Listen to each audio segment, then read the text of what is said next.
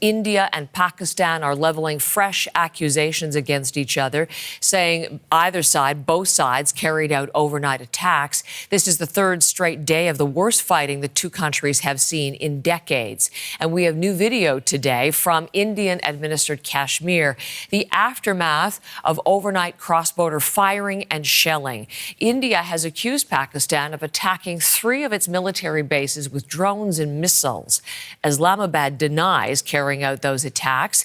Tensions between the two countries erupted earlier this week when India launched deadly airstrikes into Pakistan, saying those were in retaliation for last month's mass shooting of tourists in Kashmir, an attack India has blamed on Pakistan and which Pakistan has denied. Now, let's bring in our South Asia correspondent, Salima Shivji, who is in Mumbai and has the very latest on these attacks. Salima.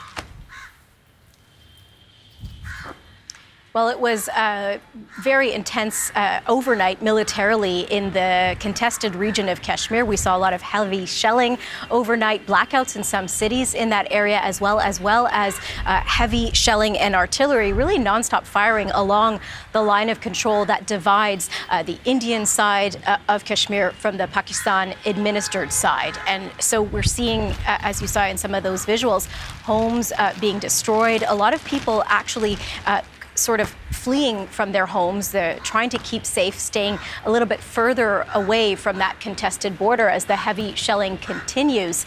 Pakistan and their armed forces are actually saying that 5 people were killed in that heavy shelling overnight because of it. So we are seeing an exodus there.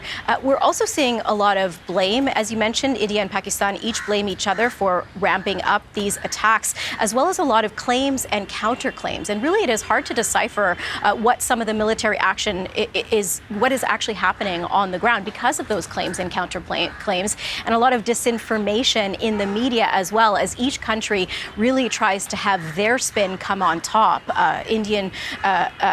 The Indian side has actually blocked some Pakistani news outlets from being seen here in India. So there is a lot of disinformation and a sea of uncertainty for what's happening on the ground here and what's to come, of course, as well.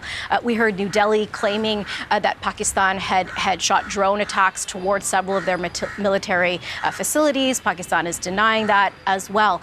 But fears of this escalating even further are just deepening, quite frankly. We saw real consequences of the military action already today. We've seen India's very lucrative cricket league has suspended games for 1 week. That is a very recent development, saying that the decision was made in all seriousness and to protect all of their stakeholders.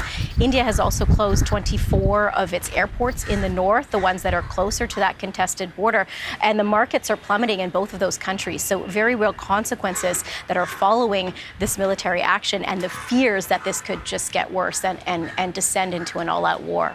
Certainly that's the concern internationally, and there have been, Salima, international calls for de-escalation. How much impact is that expected to have?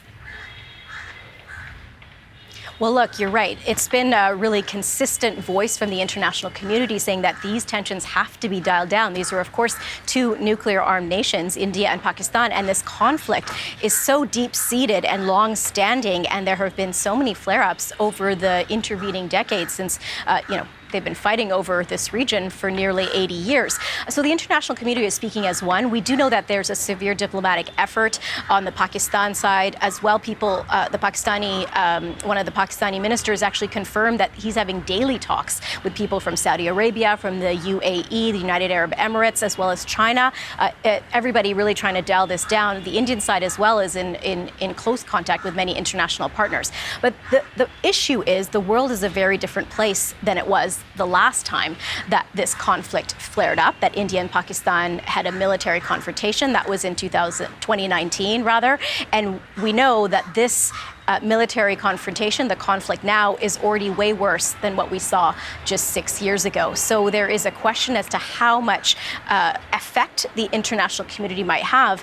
And the United States is sort of adding to that confusion as well. We heard some comments from the U.S. Vice President J.D. Vance on Fox News yesterday, where he said basically that we can't control these two countries, and that the United States will try, for a diplomatic solution, but that it's none of their business really what happens in this region.